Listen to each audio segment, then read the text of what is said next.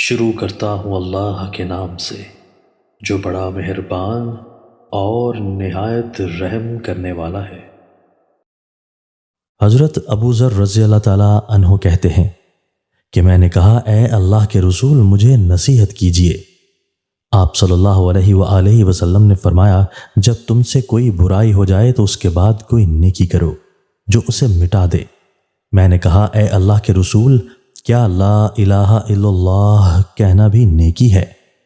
آپ صلی اللہ علیہ وآلہ وسلم نے فرمایا یہ تو افضل نیکی ہے۔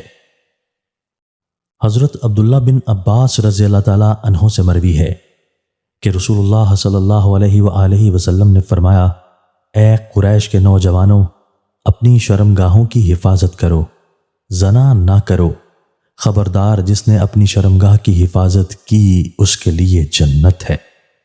حضرت عبداللہ بن عمرو بن عاص رضی اللہ عنہما سے مرفوع مروی ہے کہ اگر 4 عادتیں تم میں موجود ہیں تو دنیا سے اگر تمہیں کچھ بھی نہ ملے تو کوئی حرج نہیں۔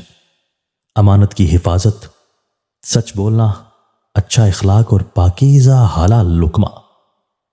حضرت ابو ہریرہ رضی اللہ تعالیٰ عنہ سے مروی ہے کہ نبی صلی اللہ علیہ وآلہ وسلم نے فرمایا جو شخص خود کو نیزہ مار کر ہلاک کرتا ہے وہ جہنم میں بھی خود کو نیزہ مارتا رہے گا، اور جو خود کو گر کر ہلاک کرتا ہے وہ جہنم میں بھی اپنے آپ کو گراتا رہے گا، اور جو شخص خود کو گلا گھونٹ کر پھندا ڈال کر ہلاک کرتا ہے وہ جہنم میں بھی اپنا گلا گھونٹتا رہے گا۔